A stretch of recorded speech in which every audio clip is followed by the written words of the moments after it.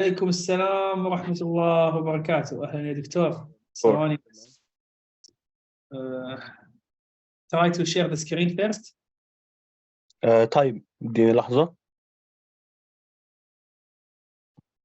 نجرب الشير سكرين. ماشي، بس هو ما بيسمح لي شير سكرين مع ساوند. بس خلاص انت سامعني دلوقتي صحيح؟ ايوه سامعك. الشاشة عندك؟ تمام، خلي بس ارحب فيك دكتور ونبدا ان شاء الله.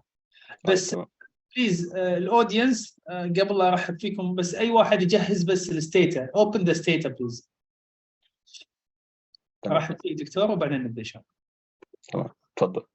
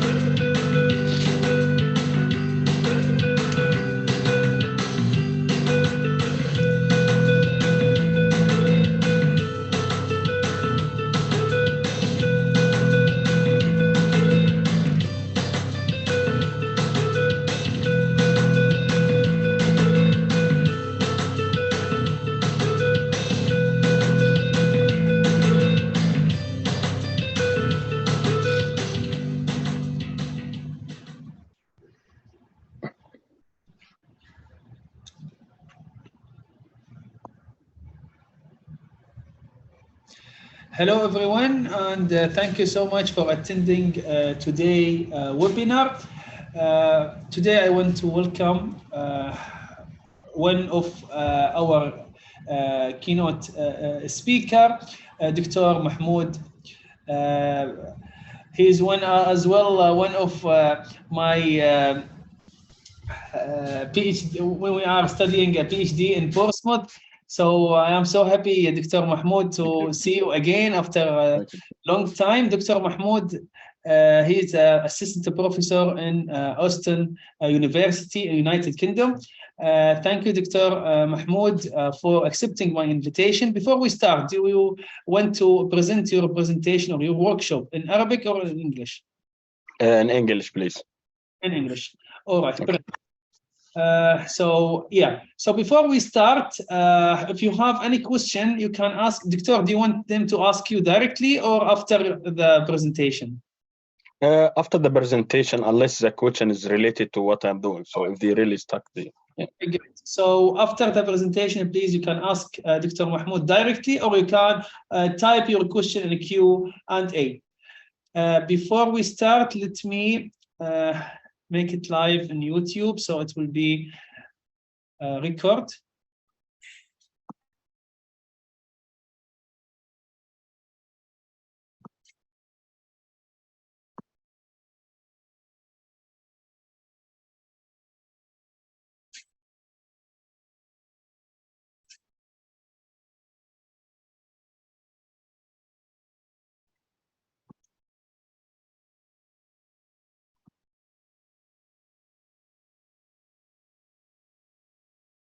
Okay, shall I start now? Just a minute, please. Okay. Okay, thank you very much, Dr. Ahmed, for the invitation, and thank you for the invitation from ITAR Group. It's my pleasure to be with you here today. And today we're gonna discuss together the first part of the Stata workshop. I'm gonna share my screen. So the Stata workshop, our part is about data cleaning and descriptive statistics.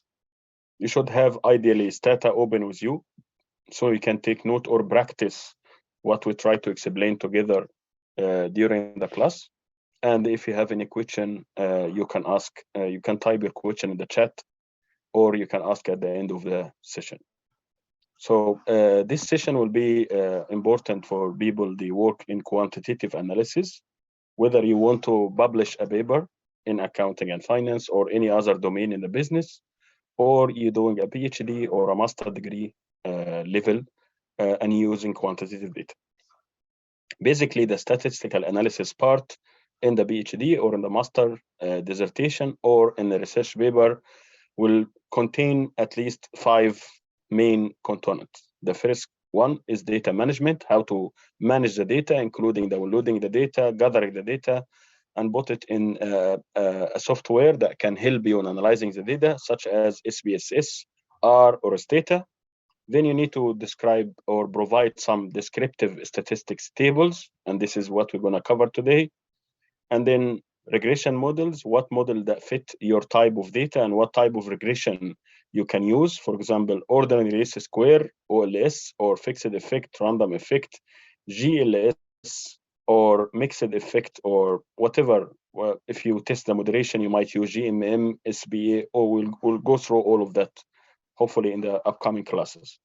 And then we'll go the robustness check and how to do robustness check, tackle the endogeneity, how to do 2SLS, and how to do lagging variable, and then the addition analysis end. So basically the course will cover all the statistical analysis part from the research method until the conclusion in your dissertation or in your research paper.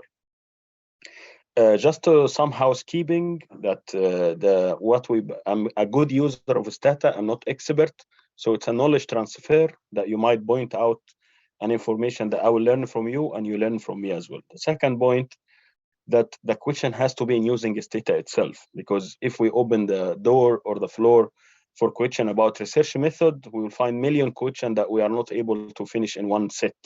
So each one of you or each one of the audience have their own title, have their own independent variable, have their own control variable. So they have their own questions, and that might be answered. I can help on that, but will be outside the scope of today's class, because we are focusing on dealing the data from the Stata point of view, not question like how many variable is enough for my model, is this control variable good for my model or not, because these are very specific questions that need to be tailored to your story and your research, right? So we'll try to keep it from the analysis point of view, right? So what we're going to try to cover today, preparing data in Excel sheet, how to make the data in Excel sheet in a format that is acceptable to be used in Stata, how to import the data into Stata, how to construct the study variable in Stata, how to clean the data and data management. And this is very, very important part. Most of the researchers, especially in the lower grades, such as level 7, they forgot or they don't really pay attention to the data management, what type of data I have. So therefore, I will decide the good regression model that will be suitable for my data. And then we'll prepare some descriptive statistics and univariate analysis. We'll prepare the correlation matrix and how to take this result in a publishable table, how to take the data, the result from SPSS in a nice table, because one of the mistakes from master student, they take a snapshot or they just copy the table as it is from Stata and SPSS and doesn't look professional in your dissertation. So how you take the table in a better format into your dissertation or into your chapter or into your research paper. I'll have a look in the chat if there is a question here. Okay, wa alaikum assalam. Just we'll use the chat only if you have question, please, so we can keep the management of time.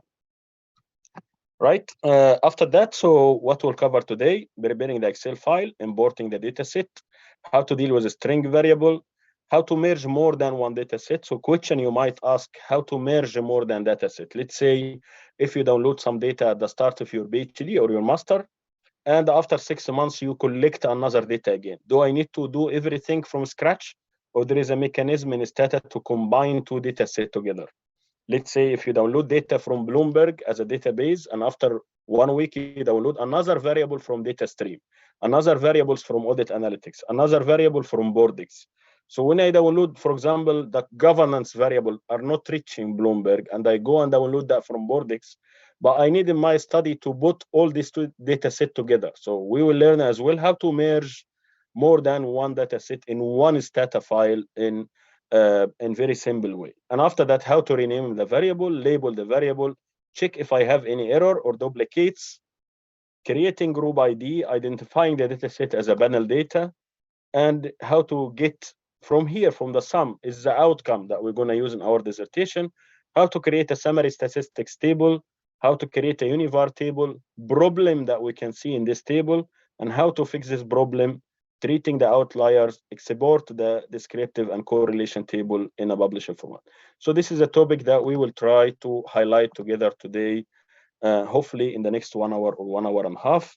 If you have any question that stop you from carrying out the following command, please put in the chat straight away so we fix that so you can follow me. If the question is just a generic question that you can keep at the end of the session, that will be better to keep the rhythm of the class smoothly. Okay, so we're gonna start from the beginning. I have here an Excel file I generated before. So this Excel file is just a dummy to play with it today. So let's say you have your own data already. Okay, this phase is already done. Now you have an Excel file that have the variables downloaded from Bloomberg or data stream, and I have another videos, or we can do another classes for how to collect the data. But our starting point today that you have already data in an Excel file. So the data in Excel file, as you can see, the only format accepted by Stata that the name of the variable are columns in the column, right? So the name of the variable has to be like that. If you downloaded the data and the data name is in the rows, not in the columns, then you have to do some data transportation or transpose to the data, or you use Trivot or any other tool in Excel, but we need the data in this shape or in this style, that the variable name are in the column and the numbers here. So we have in 2013 this company, this is the board size, this is the board independency, audit committee, etc., etc. What you can see here is just a random variable, so it will be vary. If someone doing governance, he will see variables from the governance. If someone doing profit, he will see variable from the profit. If someone doing, for example, cost of equity or cost of debt, he will use variable for that. If someone doing CSR, he will use variable of CSR. So I'm just generate or gathered some randomized data that can be used to run today class and the upcoming classes as well. This class will run over 6 weeks, right? So today we'll cover the cleaning data and the descriptive part. From next week or the next session, we'll look in the regression models. Okay, the meeting record, yes, I'm not sure about that, but again, please raise question if it's necessary. There's an urgent matter for our session. Otherwise, I'm not sure about the record. Okay, so the variable name here in the top. So the first step after I download the file, I download the data from Bloomberg in Excel format, or from data stream, or from audit analytics, or any source of data, or I collect it manually. So you collect your data, you have to put the data in this format, that the variable name are in the columns, variable names are in the columns, and the numbers or the value of the variables are in the rows. Right. The second important thing, and you need to pay attention to that, otherwise this mistake will create a problem later on in Stata. You need to make sure that the name of the variable does not have any space on it. So for example, can you see here return on asset? I put underscore after return and underscore after on. So we need to make sure that all our variable does not have a space, special characteristics, or numbers on it. So for example, from the start, we have here variable called board size. As you can see, there is a space between board and size. Therefore, Stata does not understand this writing. So I have to go here, delete the space, and swap it by underscore. Right? So this is the first part or a first step I need to do in the Excel file to make sure that the variable names does not have space on it. So I look in the second column, I have board independent, and then I delete the space and I make it underscore. The third one, audit committee size, and then again I delete the space, I make it underscore. I delete the space here again and I make it underscore. Audit committee independence, again I delete the space and I make it underscore. and I delete the space here and I make it underscore. So I need to make sure that all my variables does not have any spaces. I'm sure they don't have because I checked before. I just left the only first 3 or 4 in the mistake format, so I can show you that how to recognize that, right? So all our variables should be without any space in the middle. So this is the only way the data will be acceptable in a Stata file. Then I will open my Stata. So this is when you open a Stata file, this is how it looks like, right? So in the left-hand side here, it will appear the history of the orders. So whenever I give a Stata orders, for example, do that, calculate that, run this regression, run the descriptive, every time it will store in the left-hand side the history of the command. And you will see today during the class, this area will come busy with a lot of command. And you can save them, by the way. I'm going to show you that at the end of the class to save your history command in case if you want to go and visit the command. For example, if you submit a research paper and a reviewer came to you to add one variable, and instead of redoing everything, you can just take the history of the command and amend it and run it all together in one go. You don't have to repeat everything. So we can see here in the left-hand side, the area for history of the command. In the right-hand side, that should appear all the variables that I'm going to upload now from the Excel file. In the middle window here, this is the result window. So when you run a command, you will see the result in this area. And in the small box here down is a command area. When you write a command, so the result will, when Stata run your command, the result will appear here. One more time, in the left-hand side, you will have the history of the commands. In the right-hand side, you will have all the variable names and label. In the middle, you will have the result section, and the command area, you will have the command here, right? So I will close the Excel file after I made sure there is no spaces in the Excel file. So I close the file because I don't need it open, and I go to my Stata, and I go here, File, and I call Import. File, Import, right? File, Import. After import Excel, because I'm importing Excel spreadsheet.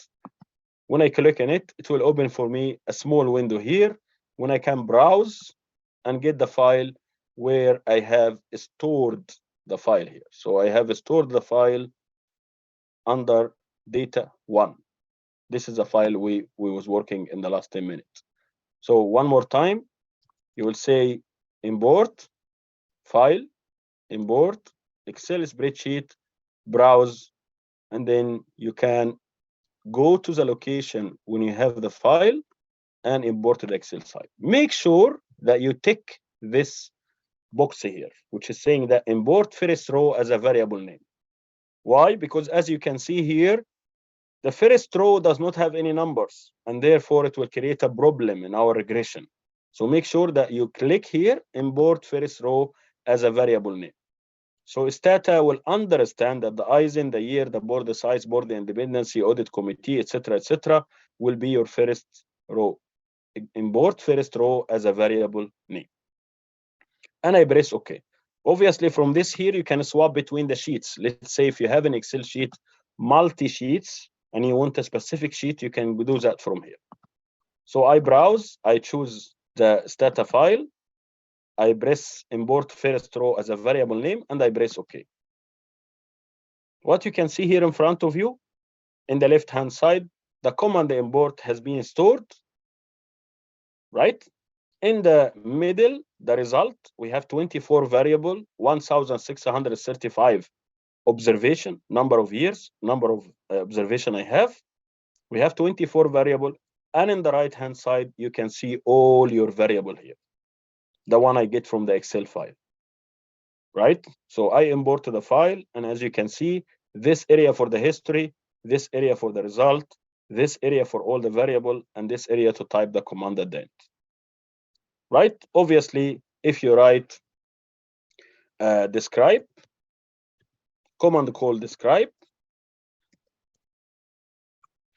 that will describe all the variable here. In the middle, you can see here each variable that you have from the 24 variable. Anyway, describe is not an important command now because we still need to work with the data. Okay, So the first thing we learn together today, if I want to rename the variable. So as you can see here, I have some variable long to the limit that will be not clean enough in my table. When I take the result outside, for example, audit committee size is 3 words. Audit committee independence is 3 words. We have environmental pillar score is 3 words. So how to shortalize that? I can say rename, the command rename. I put the old command name, the old variable name, one more time. So I write rename, and I use the old variable from here. Let's say board size, space, and I'm going to call it BS. So I want to rename the board size to BS. When you press enter, automatically you can realize on the right hand side, board size disappeared, and instead of that, write BS. So I have here the history, I have here the result, I have here the variable. Let's say if I write rename and board independency, which is how many independent director in the board of director. Again, imagine it's any variable. I want to rename that. I'm going to put a space and I'm going to be BIND, board independency. So the variable now will be BIND. When you use it in any table, when you take it outside in your paper, when you take it outside in your dissertation, it will appear only with this 4 letters. And you just need in your appendix to write a table that variable definition and variable source. So in a small table, you will say BIND stand for blah, blah, blah. But during the paper, you will use only BIND, right? For example, if I put here rename and audit committee size, I want to call it audit committee size, which is the number of director in the audit committee, right? Straight away, it will be ACS. This is the rename command. First command is the rename command to rename the variable to make the names short and simple so I can understand it. Someone will ask me question. I will say me, what after renaming the variable to BS? I forgot what is a BS because I didn't do much research. I'm new in my PhD and new in my master, and I don't want to forget that the BS stand for board size or ACS stand for audit committee. There is another command called label, and after label, you write variable, and you choose a variable you want to label, ACC, and then command, you put quotation mark, and you call the audit committee size. One more time, if you can see the command area here, label, variable or var, and then you put the variable name, and in quotation mark, you write the label you want to use. When you press enter on that, one second. Yes, label just has a spelling mistake. So you can get the variable from here, label. What's happened here on the right-hand side? It's right under the label audit committee size. The label does not appear in your result. So when you run regression or run descriptive or you run analysis, the label does not appear in your result. It's only for you here. What will appear in your result? The name of the variable only. So it's like a dictionary. So for example, if the board independency, if I write here label, variable, BIND, and I write next to it, quotation mark, right? Percentage of independent director.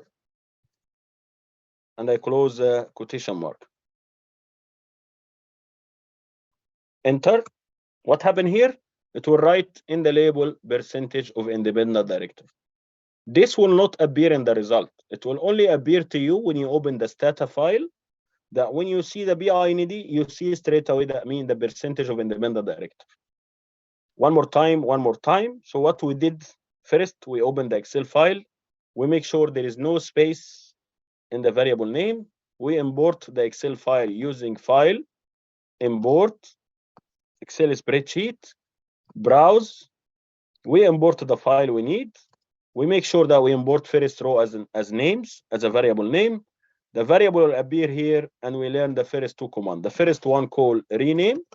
And what is the rename we do again? We rename the variable. If I want gender diversity to be only GD, I don't want long name in my table. I can just rename gender diversity GD. Enter the variable already being renamed. If I want to write next to it a label, I'm going to write label var GD space quotation mark, and I put here percentage of woman in board, or any definition you have. So gender diversity is a percentage of women in the board of directors, right?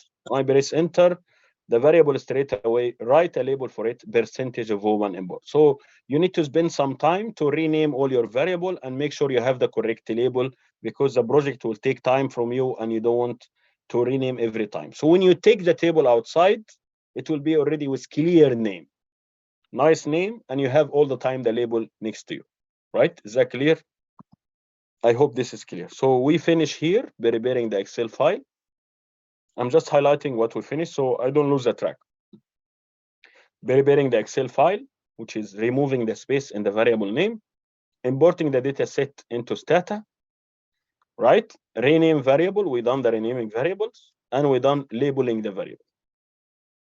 Now we check for string variable. String variable, the variable Stata understand it not in the numerical format. Not in the numerical format. So Stata does not understand this variable as a number. So in future, when you run regression, then the regression will not focus on this variable. So can you see here, there is a small pencil, and this file is for your data editor, right? When you press on that, it will open the Excel file for you, but in the Stata shape. One more time, there is, I close this one. Here, you can see the window called data editor, which is actually the data in a still Excel format, right? So all the variables I have into the Stata file. I need to make sure that none of these variables are a red color. If it's a red color, that means this variable will not work in my regression. Can you see all of them are black? Can you see that? Which one are a red color here? Firm name. Why? You know the answer? Because they are not numerical. And I can't do anything about that. Anyway, the firm name will not be used in any analysis. I can delete this column. It's not important for me now. So I need to make sure that all the columns are black color before I start the analysis. Any column that in red, you need to right click on it, data, and this conversion will be available. Now it's not available because the data is already numerical, but when you press data, the option convert from string to numerical will be available to you. So you click in that to make sure the data are numerical, are in numbers. Here we can realize as well that the first column is in red color. But what is the first column? Is ISIN. What is ISIN for our new researchers? If someone is new here, ISIN is a unique international identifier for the company. So if you are not collecting the data manually, if you're collecting the data through a database, for example, Bloomberg, DataStream, Audit Analytics, Bordex, WRDS, Kimbustat, doesn't matter. Every individual database has its own identifier, ticker. Identifier mean a code for the company. So Bloomberg has a ticker for the Bloomberg. Kimbustat has a ticker for the Kimbustat. They have different names. But the ISIN is a unique international identifier that I usually use because this will help me in merging the data from multi-sources. So again, we are not collecting the data. We are not explaining how to collect the data in today. It's outside of today's scope class. But if you are still gathering the data from Bloomberg or any source, make sure all the time you collect as well the ISIN number. So when you go to Bloomberg, you request Bloomberg to download the ISIN number in the Excel file, ISIN number, ISIN. When you go DataStream, you request ISIN as well.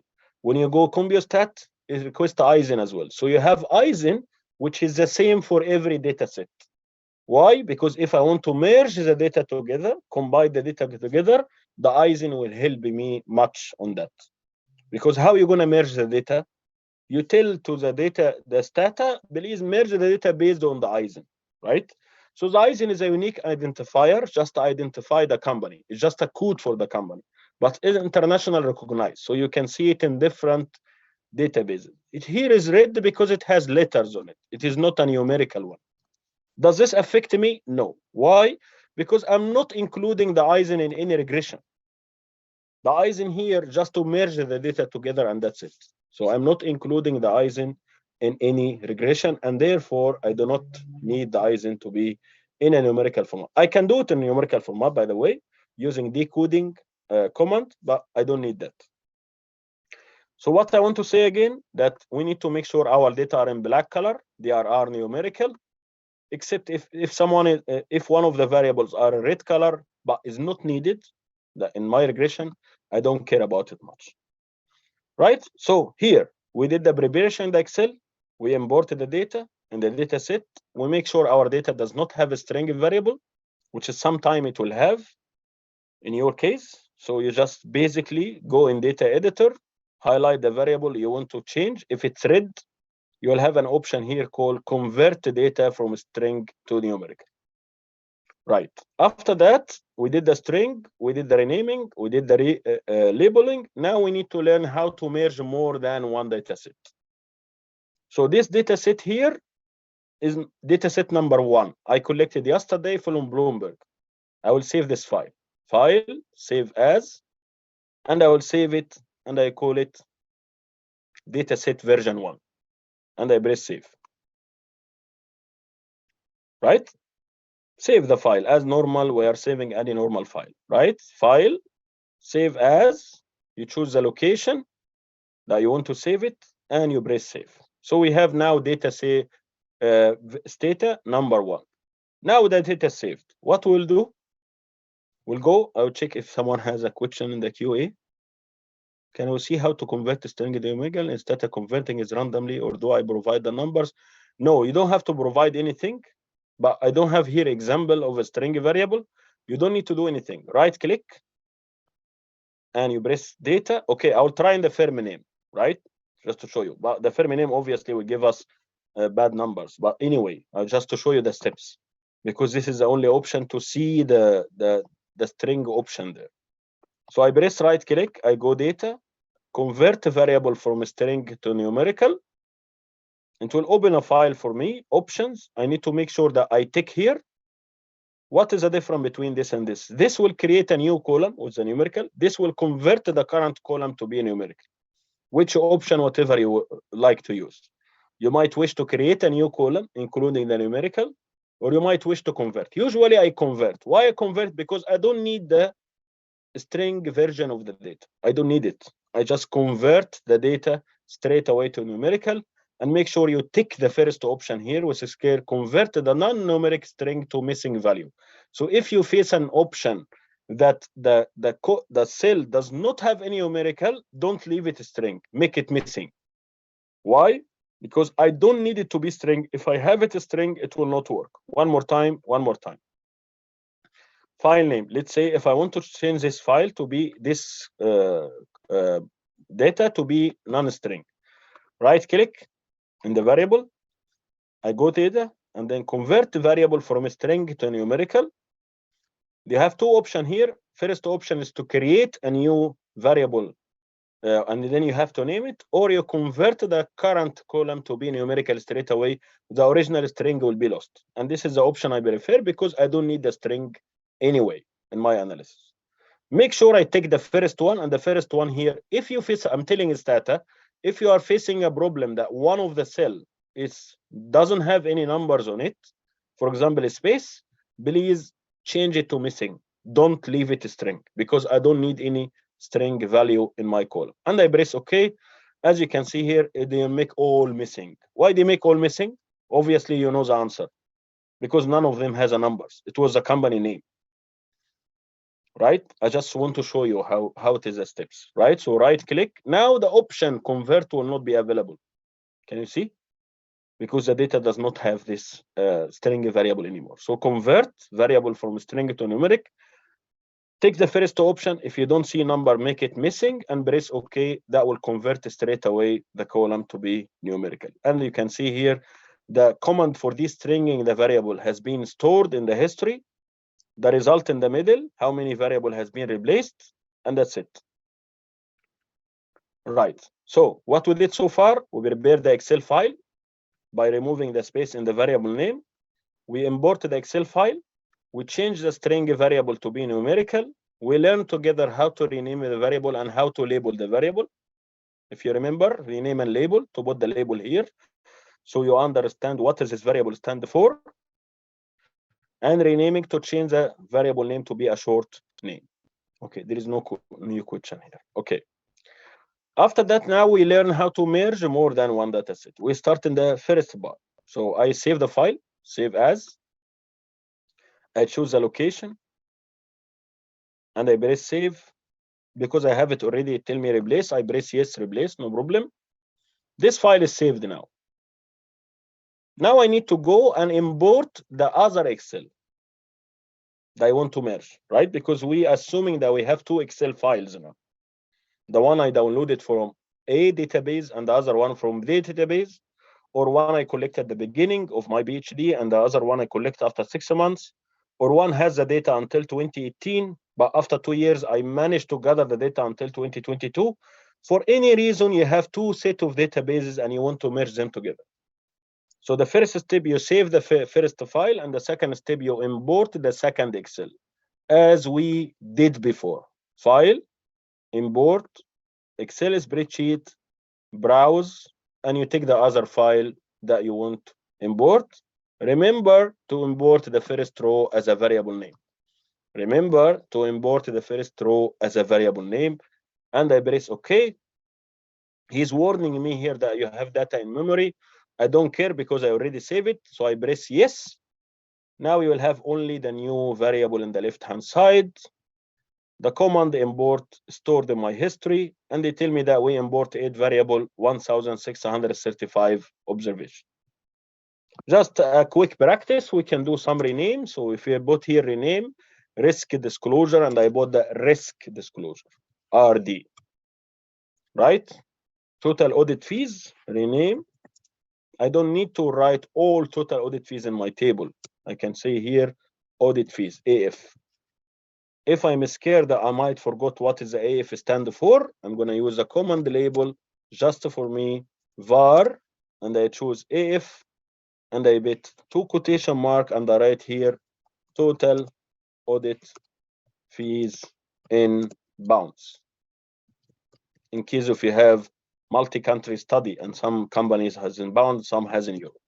It will write me the descriptive in the right-hand side. So this is a second set of data. I will double check if it has any string or not. None of them are string. As you can see, the string one is only Eisen, but it's fine because it has already letter on it, and I don't care much about that.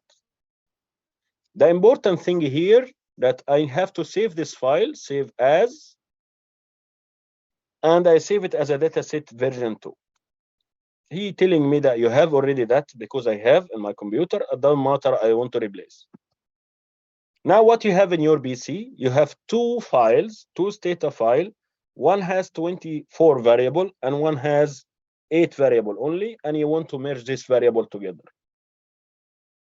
You need to make sure that the spelling of the Eisen, the word Eisen, is spelling the same in both files. So let's say if in the other file Eisen is written small, you have to come here and write rename Eisen, and you put it in a small format. So the Eisen has to be in the same spelling, capital letter, small letter, in both files. So I'm going to put it back again to capital because it is already capital there. But in case if you're not aware of that, you need to make sure that both files has the same spelling for the Eisen and same spelling for the year. So if you have in the other file year start by Y small, you have to rename the file here, rename the variable here, and start year by Y small, which is not the case. So I want to rename it back as Y capital, right? Why I'm looking in the Eisen and the year only? Because they are the only ones that uniquely identify my data. I cannot use the Eisen itself alone. Why I cannot use the Eisen alone? Because Eisen is repeated multi times. So if you look in your data, the same Eisen repeated multi times because the same company has data for 2013, 2014, whatever the data period in your case. So I cannot use Eisen alone as a key of linking the 2 data set together. And the reason for that the Eisen is repeated by the number of years. And I cannot use the year alone. Why? Because the number 2013 is repeated multi times. And the number 2014 is repeated multi times based on the number of companies. The number 2018 is repeated multi times. So Stata will not able to merge this row with this row based on the year itself, because year is multi repeated over the data set, and cannot able to merge based on the ISIN itself, because the ISIN is repeated multi-time during the data set. But the only unique identifier is to tell the Stata to merge the file using ISIN and year together. This is unique, because you will never have the same ISIN with the same year repeated 2 times. Think about it, right?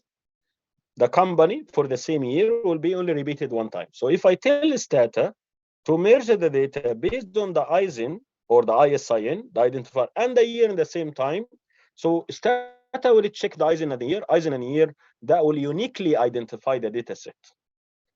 Because you will not have the same ISIN, the same year repeated 2 times, unless there is a mistake in your data set. Because you download the data, obviously, for example, topping Q will be only repeated 1 time for the same year for the same company. The WACC, weighted average cost of capital, will be repeated only 1 time each year, each company. That's why before merging the data, I need to make sure that the spelling of ISIN and the spelling of year are the same. Happy with that? Then I go to data. Focus now. I go to data, combine data set, merge two data sets, and I say to him many to many. One more time. I go data tab. If you have the Stata, you can replicate what I'm doing. Yes, I will look in the question in the chat now. Give me a second. I'll press data, combine data set, merge 2 data sets, many to many. Many to many that I need all the variable from here to come to all the variable from. Right? Okay, I will look in the question here. Maybe someone is stuck. Composite key, okay, anything. Even if you don't have ISIN, let's say someone is doing research in a manually collected data. You can create ID. You go yourself in Excel file or using Stata and create ID 1, 2, 3, 4. So each company will have 1, 1, 1, 1, 1, 1, 1, 2, 2, 2, 2, 2, 2, 2. Third, the company will be 3, 3, 3, 3, 3, 4, 4, 4, 4, 4. You can create your own identifier. So regardless of what kind of identifier you have, if you don't have ISIN, because all your data is manually collected, you can create your own ID. You create a column, each company will have the same ID. So Morrison will have the same ID across all the years. Tesco will have all the same ID across all the years. Shell will have all the same ID across all the year. Vodafone will have the same ID across all the year. This is another solution. This string command is a right click here, data, convert variable from string to numerical, and you choose convert numerical to missing value. I cannot press OK because I need the ISIN to be correct. Right? One more time for you, Huda. Right click in the variable that is a string, which is red color. Right click, data, convert data from string to numerical, and I choose to convert a specific variable to numerical, so original will be lost, and I convert non-numerical string to be missing value. So if you face a problem that you cannot fix for example, okay, if I create new over here and I call it new ISIN for you to see. So I press create new numerical variable name new ISIN, and I choose convert non-numerical string to missing value. So if you're stuck and you couldn't find any cell without letter, make it as missing value. If I press OK, you create here all of them are missing, obviously, because this is ISIN. It does not have numbers only. It will work if you have numbers only. Anyway, I don't want to just lose the focus of the class. So we'll come back. We save both files we need. I'm going to open the master one now, data file version 1.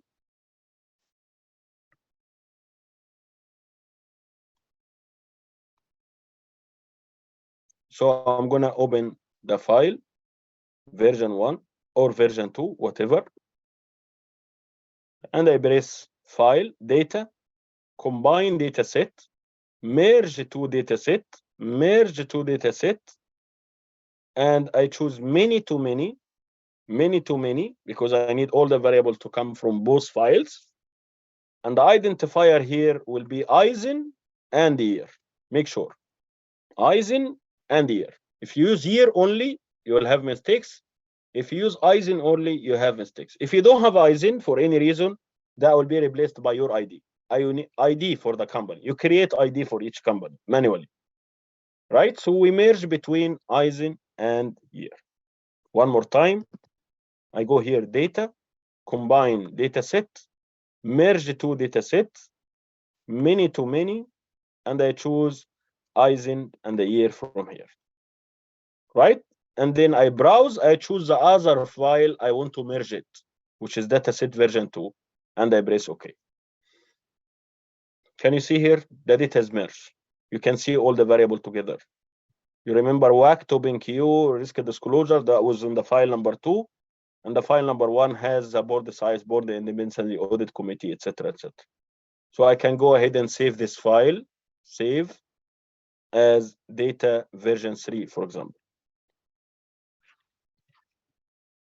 I press OK. Right? So I combine the data set together now. One more time, data, combine data set, merge the two data set, many to many.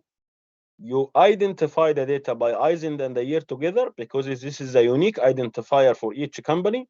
You press browse, you choose a new file, and you press OK. I can do it for you again if you want. Right?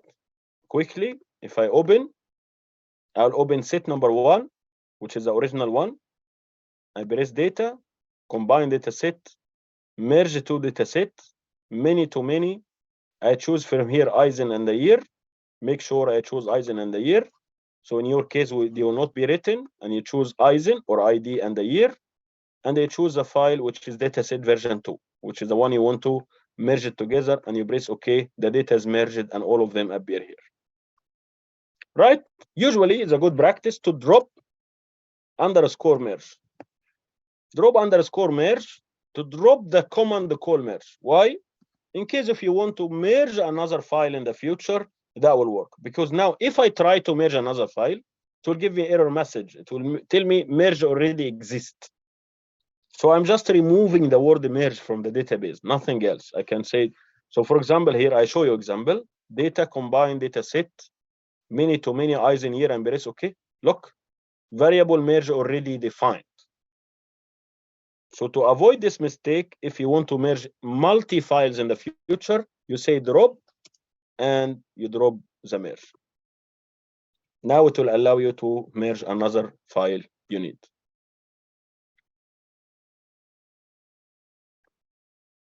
If you have the ISIN, okay. If you have the ISIN and the data is for new year, not collected before, it will work. It will work the same. It will work the same if you do.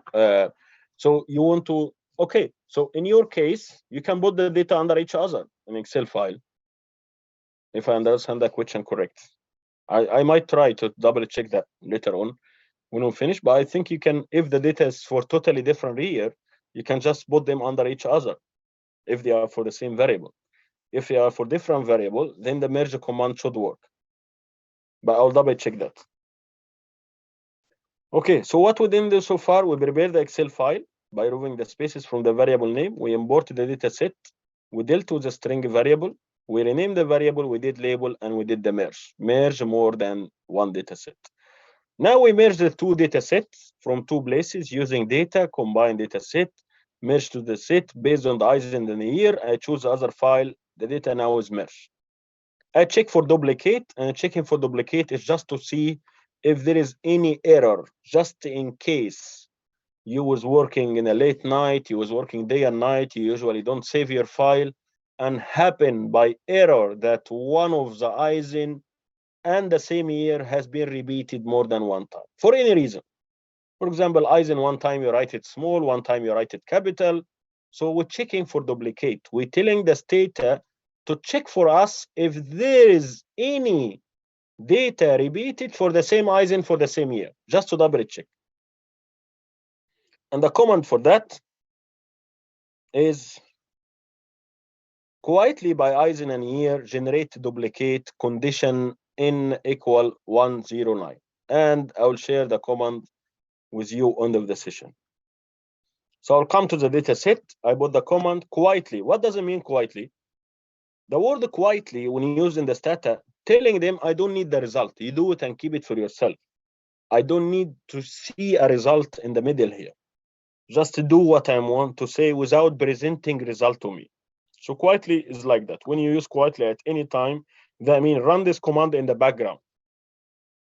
So I tell him quietly by Eisen and year generate duplicate or any name the condition of n equal 1 0 underscore n, which is mean it check if there is any Eisen and year repeated more than one time. For the Eisen, same year, same ID for the same year. If there's any repetition in my data, and I press OK, as you can see, quietly does not show any result because I say quietly does not show any result. But I can see here some dob. So the variable I created called dob, I want to sum for it. Sum dob, sum the duplicate. Dob is, by the way, is any name you guess. You might say generate Ali, generate Ahmad, generate duplicate, whatever the name you put here. So sum dob, like explain to me how the dob looks like. And you press OK. The dob start by 0, end by 5, which is very bad because it should be start by 0, end by 1. The maximum repetition for the same Eisen for the same year should be only one time. So we have a duplicate here. And to fix this duplicate, obviously the ultimate good solution is to look where is the error and why the error exists and where is the duplicate came from and how, and you dig deeper on that.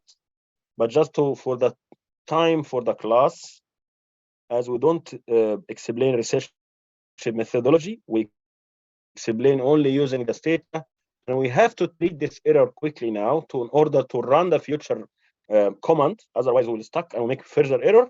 All I need to tell Excel, drop if dub more than 1. Drop if dub more than 1, like if anything repeated more than one time, delete it from the data. Obviously, this is not the ideal solution because we don't know which row it will be deleted. If we have 4 rows for the same company, for the same Eisen, for the same year, maybe the second row is the correct one. But just to keep the class smooth, we're going to drop the duplicate in order to be able to run the following command. So I'm telling Stata drop if dub more than 1. I press enter. He tell me that we have deleted 313 firm year observation. So if I write sum dob again, summarize the dob again, you can see here the minimum 0 and the maximum is 1. Right? Number of observation has, but we deleted the repetition. So we need to make sure that we don't have any repetition by telling Stata by Eisen and year, make sure that we don't have any duplicate in the data. And if there's any duplicate, we should look for that in details, depending on your topic, where the data came from, how this error happened. I just generated a fake duplicate here just to show you how it looks like. Ideally, you shouldn't have any duplicate. And I told Stata to drop the duplicate if the duplicate is more than 1. The variable duplicate if it's more than 1. Now the data is clean and ready for me. What I did now is data management. Data management, very important. I generate correct name, rename. I generate correct label. I merge 2 data sets. I make sure the data does not have any string. And I make sure the data does not have any repeated value, does not have any duplicate. I'll have a look in chat if there's which here. Go see quickly. I'm trying to repeat.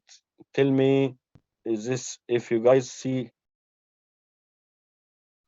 you go see quickly. I think this question is too late now. I hope I'm repeating. The session is recorded. I can go slower than that, but we'll cover less. I don't mind. We can cover only half of them and stop there, and we make another session for the other part. I don't mind. I planned originally to put the Stata in 6 classes, but we can extend that to be 8 classes if you wish, if you feel that I'm going fast for you. But I'll do my best. We answer question by Bushra, I think. I show you the string. We already explained that. Okay, what do I do if I want to merge more than two data sets? It's the same. You merge the first one with the second one, and you merge the third one. I will show you example now. Does both files should have the same variable eisen? Yes, both of them has to have eisen. Or if you don't have eisen and year, you have to have two identifier. One for the year and one, let's say, don't call it eisen if you are not really familiar with UK data or USA data, call it ID. Generate a column in Excel and call it ID, Devika. So you call ID if you are not sure of eisen is available, if you're talking about UK or USA is available. So you can download eisen from any database. If you don't have, or you collect the data manually, you instead of eisen, you can generate by yourself a column, call it ID. Each company has the same number. Vodafone 111111, Shell Garage 222222, Tesco 33333, Egyptian Telecom 44444. You have to have a two unique identifier, year and the eisen or ID. Why? If you use only the year is repeated more than one time because each company has the same year. So 2013 is repeated 100 times in your data. If you use only the ID, as well is repeated because of the number of year. Each company is repeated the same ID many times. You need to both together, year and eisen together. I have no instead of eisen. Yeah, that's fine, no problem. You can put any Bloomberg ticker. It depends, but eisen is good if you're merging more than one data set from multi-data resource. If you want to merge to Ragab Abdel Sattar, what if I want to merge more than two data set? That's easy. Here, how many data set I have now? Two, right? I go and I merge the third one. Combine data set, merge, and I choose another one. Merge data set 3. After I merge the third one, I go and merge the fifth one. There's no problem. You can merge 10 files together. No problem for that. Can I use? Okay. Yeah, serial number is fine. Okay, guys. So what we cover so far quickly: preparing the Excel file, importing the data set. Make sure you don't have any string variable. Just if the question is not really urgent, we can. Okay, you're welcome. We have one question as well with the Kishore. Kishore, may you switch on your mic, please? Open your mic so we can hear you. Okay, go on, Kishore. Okay. So is Kishore asking, or shall I? Yes. Kishore, can you talk, please? We can't hear you. Okay, you can continue, Victor. Okay, no problem. So we prepare the Excel file. Make sure that the variable name does not have any space. We replace that by underscore. We import the data set. We clear all the data from the string variable. We learn how to merge more than one data set together. We rename the variable, create label for the variable, and check for duplicate. Right? All what we did here in the left-hand side, by the way, I can highlight all of them, Control A, copy them, and I put them under Windows, what we call do file editor. So I have them in the future. So if I want to come after 1 week and run all the command again, I can just save this do file for me. Let's say you submit your work to your supervisor and he said, okay, I'm happy with that, but I want you to do a specific change. This change will change everything. Do I need to rerun all this command again? No. In my do file, I'm just going to correct this change. The supervisor wanted me to change, highlight all the command, all of them, and run all of them in one double click. Right? I hope this is clear. So you can save the command by highlighting all the command, right click, copy, go to Windows, do file editor, new do file, and save all the command you run during the session. Right? Because of this session is just cleaning data, so it's not really important for me to save this command for now. Thank you. Okay, thank you very much. Okay, any other question here? No. Okay. So I hope we are on the same page. Do I need to repeat anything? We prepare the Excel file, we import the data, we make sure there's no string variable, we merge more than one data set, learn the renaming, learn the label, check for duplicate. Now what we need to do now, we need to create what we call a group ID. And what is a group ID is, I'll explain why this is important. I want to tell to Stata, right, using the ISIN, generate a group ID, so all the ISIN for one company will take number one, and the second company will take number 2, the third company will take number 3. Why is that? So if you look in the data set here, right, can you see the first ISIN is repeated 6 times? Why? Because I have the data for 6 years. Might be in your case repeated 10 times, repeated 5 times, repeated 3 times. If I look in this item, for example, I will see it's repeated 6 times because the data set is repeated for 6 times. So I want to tell Excel, just to make Excel aware that all this ISIN are for exactly the same company. So just informing ISIN, informing the Stata that group all this ISIN together and give it code 1. Group this ISIN together and give it group 2. Group this ISIN together and give it group 3. Group this ISIN together and give it group 5. This ISIN together, group 6. So I'm telling Stata to generate group ID, which is equal to grouping based on ISIN. Again, the command I can share with you later on, or you can watch from the video, or you can learn by practice.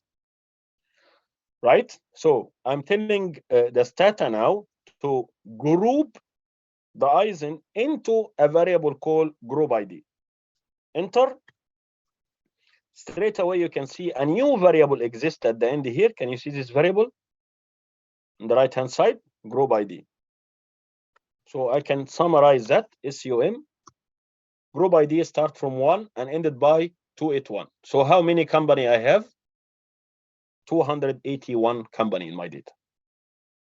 One more time, I told ISIN to create a group ID for all the company and give it 1, 2, 3, 4. When I Stata do that, we have now 281 company. So Stata now is aware that we have 281 company. If you open the data and you look what happened, you'll see the group ID at the end. Last variable we generated 1, 1, 1, 1, 1, 2, 2, 2, 2, 2, 3, 3, 3, 3, 3. Going with what? With the ISIN there. Every time the ISIN change, the group ID will change, right? By the way, I don't need the variable called duplicate anymore. I can drop it if I wish. Drop. I don't need it anymore. Just to clean the area here. Drop it mean delete in Stata.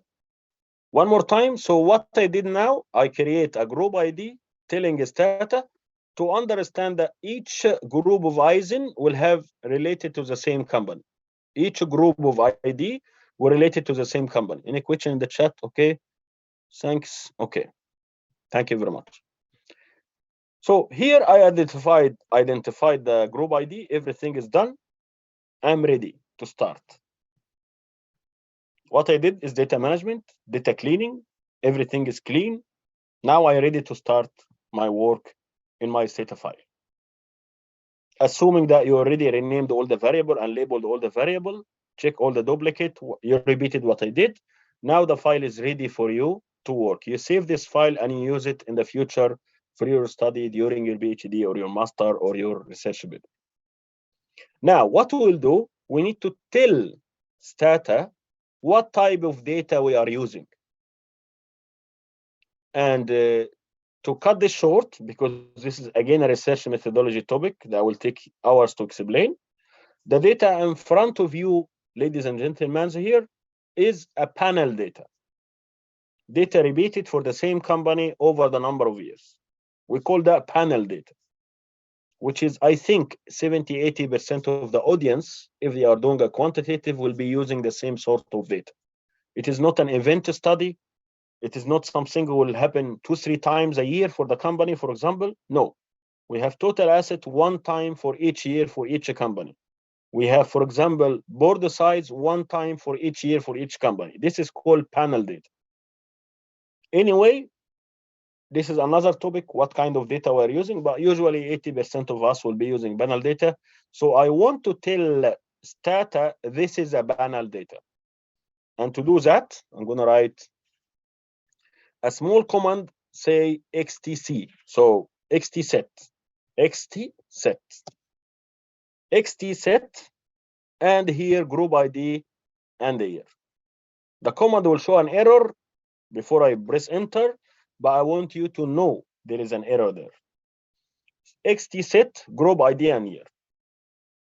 So I'm telling Stata that now we have the group ID and the year, and the data is panel data. This is how to define the data as panel to Stata. xtset group ID year. The group ID, the one we created 2 minutes ago. And I press enter. It doesn't show the error. Very good. Because it usually say you have to sort the data, and you can just press sort, S-O-R-T.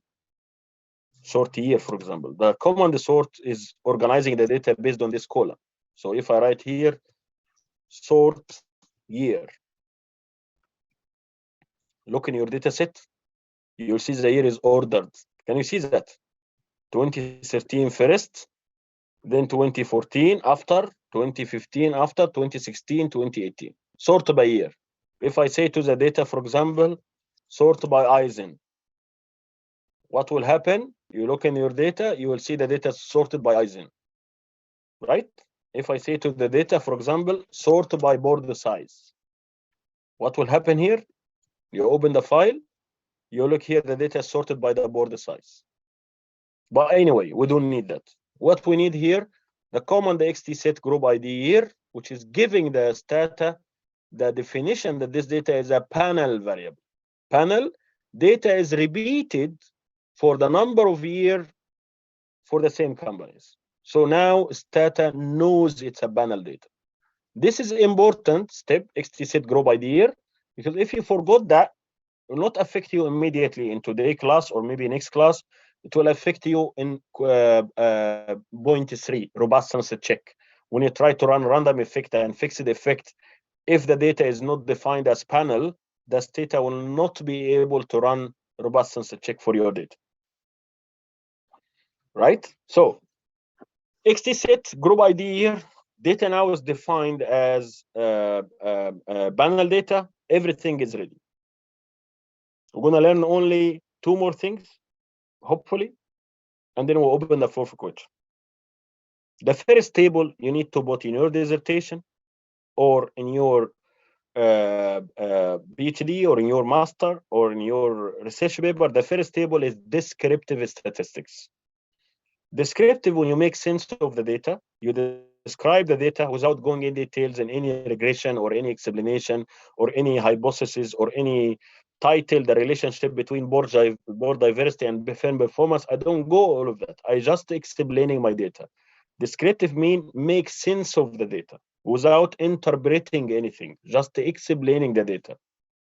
So the descriptive, can we use a tsfill command to convert it from unbalanced to balanced? Yes, again, this is another point. Making the data balanced, unbalanced, again, this will drop observation. This is another higher level. We'll just go smoothly step by step. Otherwise, because I am aware that some of the audience are still in level 7 or master student, and this is already too much for them. But we'll go through all of that. Obviously, anything I said, it has a little bit dig deeper on it. We'll try to write the basis first, and we'll go through how to change the data from unbalanced to balanced. But anyway, the first table you need to take out in your dissertation or your PhD or master or research paper is the descriptive statistics. And descriptive statistics, just to make sense of the data, you can use one of the following commands. 2, I'm telling you 2. The first one called sum, SUM. Right? And after you write sum, you write the variables of interest. How many variables you want to show? How many variables in your model? How many variables you want to discuss about? That the variables you include in your study. For example, if your study is the link between social score and the board size, this will be your first 2 variables. And then you take some controls. Because the study, as you might know, has dependent variable, independent variable, and control variables. Dependent variable and independent variable, this is your research question, your title in most of the cases. The relationship between governance and social responsibility, the relationship between board size and profitability, So here I assume that the relationship between social pillar score and border size. So I choose social pillar score, I choose border size. But after that, you have to put control variable. Again, we are not explaining research methodology because there's a lot to say here. But to cut everything short, the model has to have some firm characteristics and some governance characteristics. Because you cannot claim that the social will improve only because of the border size, right? There is a lot of other variables that contribute to your dependent variable. So let's say if someone try to find a relationship between profitability, and we're going to look here anything for profitability, return on equity, and border size. Does the border size explain the profitability 100% in your understanding? Does the border size explain 100% of the profitability? The answer is no. Yeah, the bigger the board, the better the governance, the better the profitability, but it's not everything. There is other factors that contribute to the profitability. We call that control variable. These might be firm characteristics, firm size measured by total asset, firm liquidity measured by current ratio, firm leverage measured by the gearing, and some variable for board independency, audit committee, gender diversity, because the bigger the woman in board, the better the performance, etc., etc. Anyway, I don't want to overload you with too much thinking in this introduction. Here, after you write sum, you put the number of variables that you wish to include in your study, which is include your main dependent variable, an independent variable, and the control variable that you learn from the literature. They are important in your study. What other variable contribute to the relationship between the dependent and independent? And I press enter. That will give me a descriptive table. You can see here the name of the variable on the left-hand side, the number of observation for each variable, the mean, the minimum, and the maximum. For example, we have return on equity, 846 observations, so the rest are missing. The mean is 18 and is ranged between minus 1015 to plus 488. Board size, we have 962 observation. The minimum board is 3 directors, and the maximum board is 16 directors, and the mean or the average of director are 8. Total asset over 1,322 company. The minimum is 27,000 and the maximum is 3.6 billion. Gearing is 1,281 observation, and start by 0, end by 9,124, and the mean is 118. And gearing is the total debt. I will see if we have question here. Okay, okay. So anyway, based on your supervisor suggestion or your reading or your reading in the literature, you decide what kind of variable you will include your study. If someone is studying the relationship between gender diversity and firm profit, so it will be gender diversity, firm profit, and other some variable that contribute to this relationship. We call that control variable. Other variable that control to the relationship between the main two variables. That will give you a descriptive statistics table, right? And you can see here gender diversity start by 0%, end by 60%. So the minimum firm has 0% woman, the maximum firm has 60% woman, and the mean or the average is 20% woman. Under this table, you just explain what I just said to you. You don't put your own opinion, you don't put any explanation, it's just a descriptive area of your dissertation. You just explain, make sense of the data. By looking in the board size, we can see the minimum board, the number of directors is 3, and the maximum is 16 with a mean of 8.7. By looking the gender diversity, the minimum is 0 and the maximum is 60% with a mean of 20%. However, when we look in the current ratio, the minimum is 0.04, the maximum is 32%, while the mean is 1.8. You're just explaining what you see in front of you. How we can take this table out? To take this table out, descriptive, not regression, because regression in second class is different command. Same command what you done here, same command. In front of sum, you're going to write as doc, ASDOC, as doc, as doc. So you start ASDOC space sum space all your variable. When I press enter now, the result will come in document file.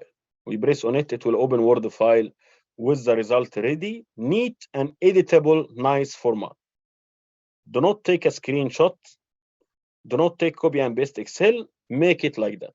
That is easy for you, editable file. You can enlarge it, you can make it bold, whatever you like. It's editable format, nice and neat and clean. Right? One more time, I'm going to close the file. So when we try to make summary statistics, I'm going to press sum here. Choose a variable of interest. If your study is about gender diversity and return on equity, so we're going to start by these two, and then you take your control variable, total revenue, for example, total asset, for example, audit tenure, board size, board independency, audit committee. Enter, that will give you the descriptive statistic. And if you want to take this one out, you can start the command by asdoc, ISDOC. Take it in a document.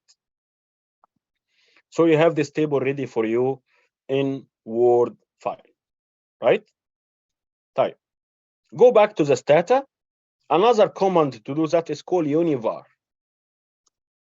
So if you press univar and you choose the same variable I choose before, copy, I'm going to use the same variable, and before the univar I'm going to put as doc as well. So I want it in a document file. Univar will give you result but in little bit more detail. It will tell you the number of observation, the mean, standard deviation, minimum 25% quantile, median 75% quantile, and maximum. So the same table but in little bit larger detail. Can you see the problem because of the long name of the variable? Make the table ugly. Can you see that? That's why you need to follow my advice if you wish at the start of the class today, when we said that we have to rename all the variable to make them as short as possible. So when you take the data out in Word file, it will be clean and neat. So of this all are two letter, the table will be quite clean. So you can wish to use sum, you can wish to use univar. The difference between them, the univar give you the median of the observation, give you the lower 25%, higher 75% minimum mean number observation. Right. So we learned the two command now, which is one call sum and one call univar.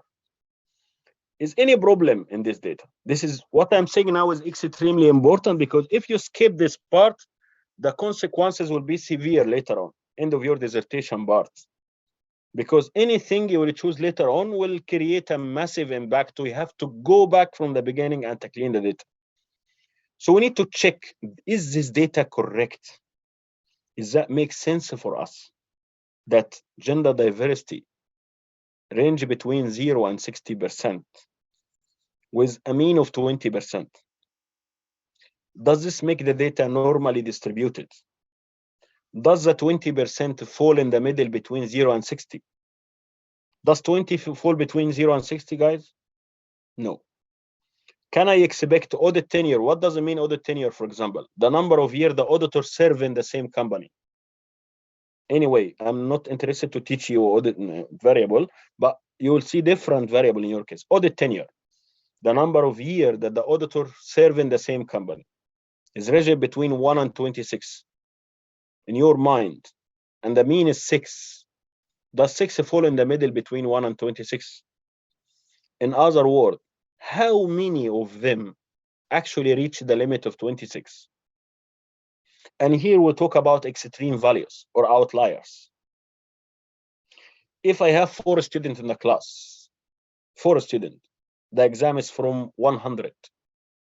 The first student get 100. The second student get 100. The third student get 100, and last student fail, get 0. When you calculate the average, you will say 1 plus 100 plus 100 plus 0. Total is 300. Divided by 4, the average is 75. Is that fair statistically to claim that the average student grade is 75? No. Because of one student get 0, all the mean has been dropped back to 75. Although it is clear for us that most of the students score 100. To re-explain that, here in the audit tenure, can you see audit tenure? The minimum is 1 and the maximum is 26. How many auditor actually serve the company, the same company, for 26 years? maybe only 1 or 2. But because of these 2 or 3 observation, the data has been skewed away from the median, from the mean. So if I make here command call tabulate, and I put audit tenure, tabulate audit tenure, like give it to me in a table, and I press OK. How many auditors serve the company 26 years? 3. How many the company serve the company 25 years? 3 out of 971. But that makes skewed in my data. The data is not normally distributed now. So this is odd observation. We call them outliers. One more time. If you look here, in this table, gender diversity is ranging from 0 to 60. If I put tabulate gender diversity, how many of them are 60%? Can you see? 1. If I drop this one, the mean will be totally different. We'll go in different area.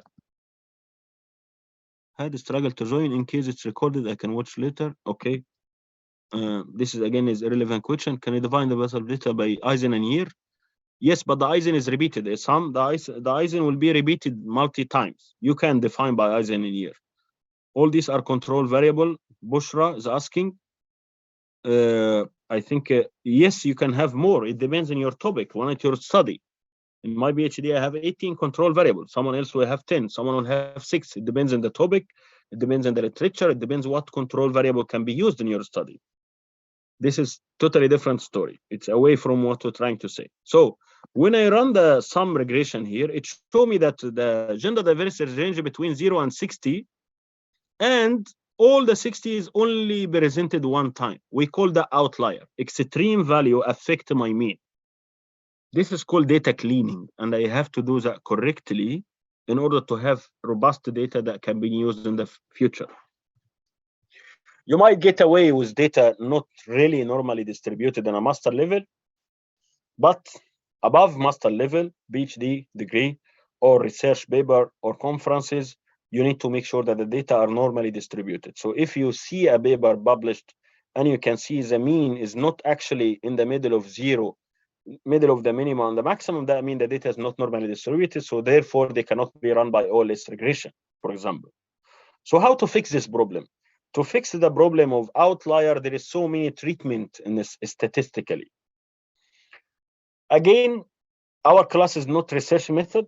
I'm just have to highlight this fact again, otherwise the time will not be enough. But one of the treatment, for example, is to delete this observation. You can just say to Stata, drop if GD equal 60, and that's it. We'll drop this information. But sometimes you have only less number of observation and you don't want to lose them. Let's say you're doing a study, all you have is only 100. If you drop the outlier here and outlier here and outlier here, the data will get shorter. So one of the solutions is to drop the extreme values from far corners. For example, the lowest one and the highest one. So in the gender diversity, we have 0, 6.25 only one time. We can drop this one, and we can drop the highest one, for example. So you can delete this observation. Another solution is to replace this observation by the mean, assuming it was a mistake in data entry. So you know the mean. Where is the mean? GD. What is the mean? 20. So you tell to the Stata replace GD equal 20 if GD is equal 60. That's it. I don't want to run that now because it is not what I'm going to explain. I'm just giving you a quick overview. So you can drop this observation, one solution, if you want to take note. Second solution, you can replace this observation by the mean. So you're telling Stata, replace the gender diversity by the mean if it was the extreme value. Another solution. You can replace it by the median, right? You can make it missing, which is deleting again, or you can do Winsorizing. What is Winsorizing? Rounding up the far tail of the data to the nearest number to it. So you'll take 60 and allocate it to 50. And we'll take the one from the other corner and allocate it to the 7. You understand? So you are rounding up the numbers. So Winsorizing is folding up the extreme values to the nearest number to it, not to the mean. right? And to do winsorizing is a quick command. I'm going to show you now, and again, I'm going to share it. You can say windsor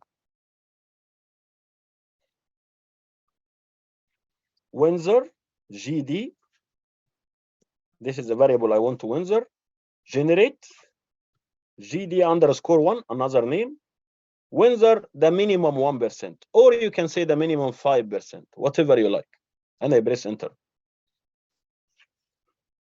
So what happened here in Stata? Stata generate a new variable called GD underscore 1. And when you sum this variable, it starts from 0, end by 37. Can you see the original GD?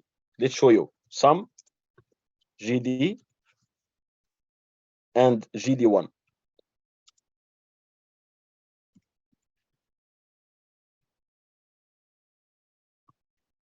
Can you see the original one? Both of them are the same number of observation, so we don't lose any observation.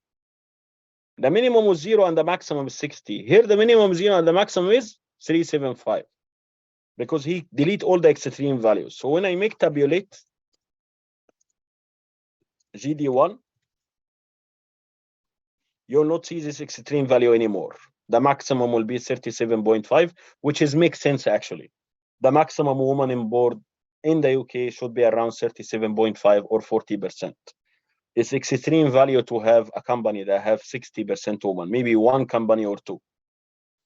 One more time, one more time, one more time, one more time. If I make some board size, you can see the board here started by 3, ended by 16. The mean is 8. 8 is fine. It can fall between 3 and 16 actually. But let's say if there is an extreme value here, I can just windsorize the board size, generate board size underscore 1, and cut at 5% or 1%, whatever you like. It depends how many observation you have. And now when you sum the board size with the new variable, board size underscore 1, you can see the difference here. The first one minimum was 3, maximum 16. The second one minimum is 6 and maximum is 13. And we have the same number of observation and we have the same mean. It's only removing the outliers. Removing the outliers is important step. By deleting, by replacing by the mean, by replacing by the median, or by using windsorize. I did you two examples, but you need to go through all your variable and check if any of them has outlier. How you notice the outlier?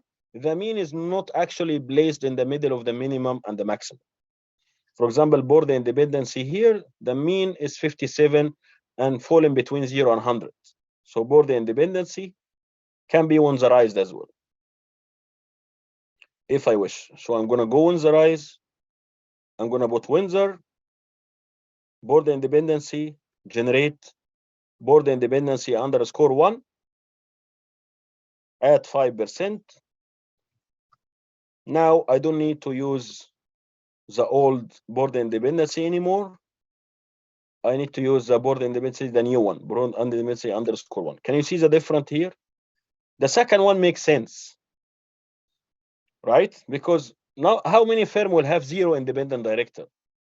Maybe 1 or 2, but they are outlier, extreme values. So it's the data will make sense. The number fall between 33 and 77. Before I go away from this point, so you need to check all your variable to make sure they are good presenting. They are, if the variable is okay, that's fine. Before I move from here, sometime when you run Stata from your end, when you run Windsor, you will say command does not exist because your Stata is old or does not run this command before for any reason.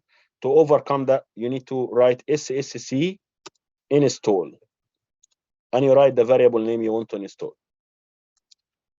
SSC install Windsor, for example. Let's say I have received the error message that Windsor is not available in my Stata.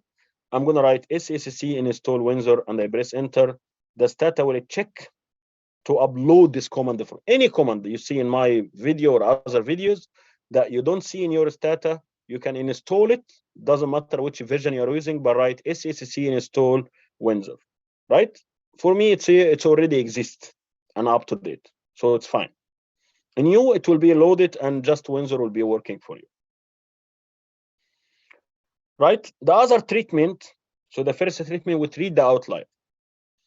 The other treatment is the numbers, they are absolute value. So if you look in total asset or total revenue, they are in numbers, right?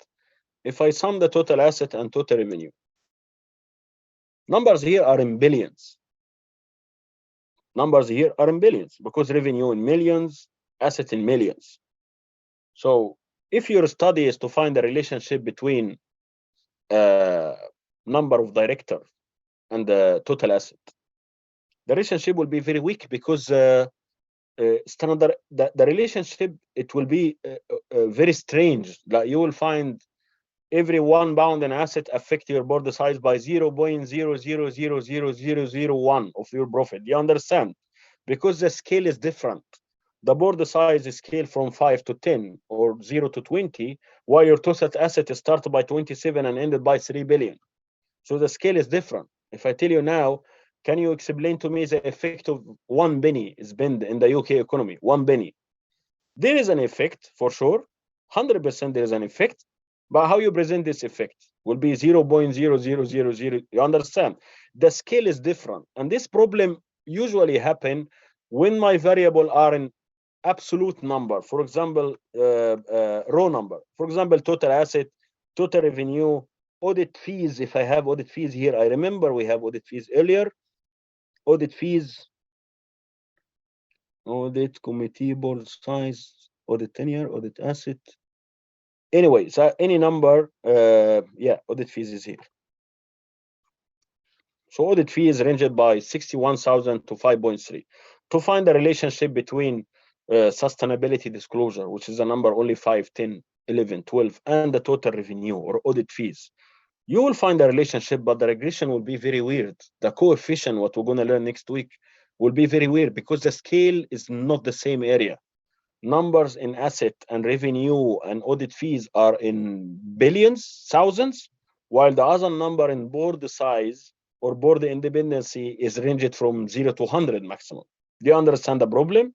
To overcome this problem, we need to do what we call data transformation.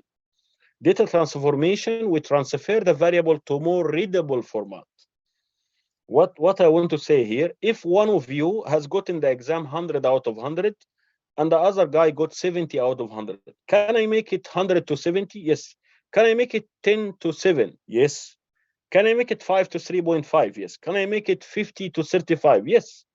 So we are just dropping the scale. What I want to say one more time, if the total asset is ranged between 1 and 70,000, if we divided all of them by 1,000, it will remain the same relationship, right? If you have 10 pound and someone else has 20 pound, I can say the relationship is 10 to 20 or 1 to 2. Simplify. It will remain the same, right? So this is called data transformation. One of the most famous transformation used in the data when they are in pound or in money numbers like total asset, total revenue, audit fees, we call it logarithm. Generate the logarithm. Most famous in the literature. When you read a research paper, they say we measure the firm size using the logarithm of total asset. Why do you say the word logarithm of total asset? Because total asset is very big in numbers. So you just say generate. You name the new variable you want to see. Let's say total asset or TA underscore log. This is a name. You don't have to use it. You can say log underscore total asset. It doesn't matter, any name that you remember with it. Okay, I'm gonna call it total asset underscore log equal, right? And here I'm gonna say ln, open the brackets, total asset, close the brackets. What Stata will do now? Will generate a new variable called total asset underscore log, and this total asset underscore log will be equal to the logarithm of the total asset. Enter, over. Repeat that again for the revenue. So revenue underscore log, and I'm going to transfer as well the total revenue, right? Where is the total revenue? I'm going to take the name from here, copy and paste. Enter. I can do that again for the audit fees, AF. generate a total asset of audit fees, logarithm of the audit fees. So when I use sum here, I don't use to summarize the old number. I use only to the new figure. Can you see the summarize now? Is that more neat? Can you look in the top here? Can you explain to me what is this 3.06 E plus 1111? Can you explain what is that? Too difficult, right? But now is more representable. The logarithm of total asset is range between 10 and 26, and they are exactly the same as above. And the mean is 20. The revenue is ranged between 13 and 26. So I create a logarithm, natural logarithm of the total asset, of the total revenue, of the total audit fees, and any other number you think is in bound. That high number, you want to shortalize it. And then when you present your sum table, you don't need to show the old ones. You show only the new ones. That it's small, that can be explained. When you run the regression, will be better as well for you. Can you see? The table is more clean and more nice. It's not only the log here, you can use any other transformation. You can cube a number, divide the number by 1,000. So you can say generate, for example, fog new, which is equal the variable fog divided by 100. That's fine. This is another transformation as well. Why I show you the log? Because the log is the most famous transformation used in the literature in terms of total asset, if you are using total asset, and total revenue. The only limitation of log that will remove the minus. If the variable has a minus value, for example, the variable ranged from minus 20 to plus 40, you cannot use the log here because the log will kill the minus, will remove the minus from the numbers. So in this case, you have to use another data transformation format. You can use command ladder as well. Ladder, LADDER, and if you put here total asset, for example, okay, so the spelling mistake again. Can you see? The command ladder will tell you which format that work perfectly for the total asset. Square root work perfectly, and log work perfectly. Right? So ladder is just for your information to see what type of transformation can be good for you. So if I say ladder, audit fees. Audit fees can be transformed to be logarithm, can be transferred to be square root, can be transferred to be cubed, 1 over cubed. That suggests you some transformation that will work for that particular variable. Okay, I'm not going to take your time much. We'll just move on to the last part. So quickly, we're going to revise what we said over till now, so we don't lose the track. We prepare the Excel file. We import the data set. We dealt to the string number. We merge more than one data set. We rename the variable, label the variable, check for duplicate. We create a group ID. And then we identify the data as a panel data. Do you remember the command for that? XT set group ID here. And then we learn how to run sum, SUM, which is show me the mean, the median, the standard deviation, minimum and maximum. We learn as well univar, with the same like sum, but give you more information. And we learn as well how to take them out. Can someone remember how to take them out? We start by as doc. So if I write here as doc at the start of the command, is only for the descriptive, by the way. Other table has different better command. As doc sum blah blah blah, and I press enter. That will take me the data in an editable format in a Word file that I can use in my dissertation. Right? The table should be the last one. Right? So you take this as doc in your dissertation or your PhD or your research, and you just make sense of it. You don't need to put your own opinion. You just explain gender diversity ranged from 0 to 60 with the mean of this. Return on asset, you're just describing the data. There is nothing about your research question yet. And we learn together as well how to deal with the problem. And the first one is generate new variable. Do you remember log? So when you have an asset and you want to generate log for the asset, so you write generate, or the new name you want equal ln in brackets the new the old variable name. Here, when you say generate total asset equal ln in brackets total asset, that will create a variable that is the logarithm, natural logarithm of total asset, which is easy to explain. We also test treating for the outlier. Do you remember the Windsor? The Windsor command is to delete the first 5% from each side and roll them to the nearest number. And we learn export the descriptive table to a Word file using asdoc. Last one. And why last one? I know we said too much today. I advise you to practice that so you don't forget if you are following the series or producing. Why I said that? All of that because descriptive has to come together in one go. Right? So I advise you as well to benefit from the future classes is to bring Stata and data with you to work with it during I'm working, and you tell me if you have any problem. The last thing in your descriptive is we solve correlation matrix. And correlation matrix, the command for that is BWCORR. BWCORR. Pairwise correlation. Correlation matrix, BWCORR. And then you put the variable of interest again. Doesn't matter how many variables you are using by clicking on them here or writing them. So BWCORR, and I'll take all my variable, right? I can choose from here, from the right-hand side as well. Fog BWCRR, that will give you a correlation matrix for your variable when you need to explain if any variable that is more than 70 or 80%, that means they are correlated with each other, and provide some explanation to that. Anyway, again, it is not a research method.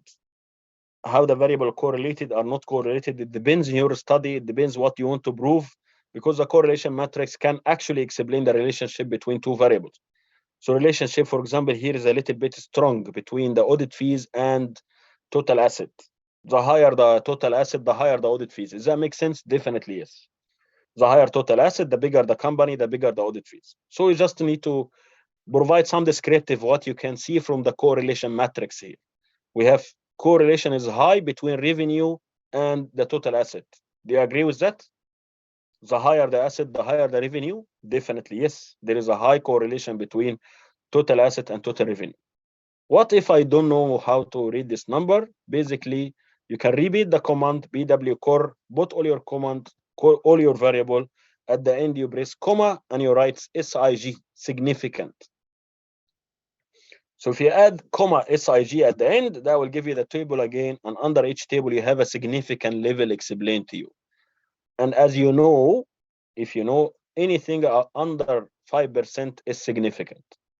Anything under 5% is significant. So here is significant, here is significant, here is significant, etc., etc. One more time. The correlation table can be extracted by two ways. The first way is to run the correlation command, BWCORR, and you write all the variable of interest. The second one is to do the same, but add comma.significant at the end. And if you want to take this table out, I explained to you before, you add asdoc at the start, ASDOC. When you write asdoc at the start of any command in the descriptive section, that will take the, obviously debuting all the tables here, but you can see the correlation matrix here. Can you see that correlation matrix? Pairwise correlation. All right, I'll have a look in the chat quickly. Thank you, Dr. Saud. Okay. All these control variable. Okay, the control variables depends on your study. Okay, so what we said today is nothing about regression, nothing about relationship. We just cover the descriptive part, which is the first part in your dissertation, or the first part of your research paper, or the first part of your. It is not enough. Minimum, you have to have these two tables: descriptive table sum and correlation table in your descriptive part. Then you will have the regression model. Because till now we didn't test anything. All we need from here is a sum, the conclusion of today, the table of sum, and the table of correlation.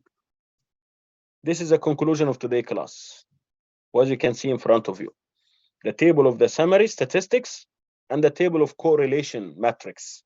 Both of them has to be cleaned, has no outliers, and presented good. So when the examiners or supervisors or assessor or reviewer look on that, he can see the variable makes sense and the mean is actually landed between the minimum and maximum perfectly. Right? So quickly, just to cover, we learn how to import data, how to rename data, label data, merge more than one data set, check for duplicates, the generating duplicate, creating group ID, identifying the data set as a panel data. This is extremely important because it will affect the future classes. How to run command call sum or univar. You don't have to do both of them. One is enough. Either use the summary statistics or use the univar. And how to do a correlation table, how to deal with outliers by Windsor command, or how to generate a data transformation if the variable are in huge number, like total asset or total revenue or audit fees, huge number, how to transfer that to a smaller number using the logarithm of total asset, or you divide it by 1,000, you multiply it by 1,000, or use the ladder command. Right? Let's see now what the question here. يمكن استخدام شرط أثناء معالجة بيانات أفكارها متغيرات.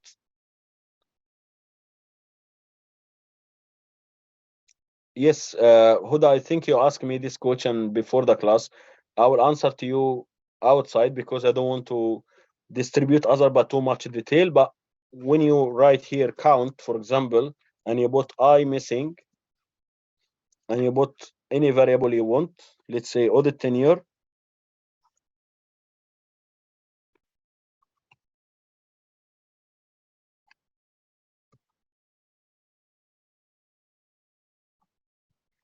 that will give you, okay, the variable list is not allowed, I missing. Okay, I will look in the command you ask for. I will send it to you later. Is different what we're saying here because it's the question is long, and that will create some confusion for. Yeah, we have some of the audience are still at the early stage of the dealing with data, so running this too complicated stuff might be not sufficient at the first class. But I told you to remind me. I'll send you that later on.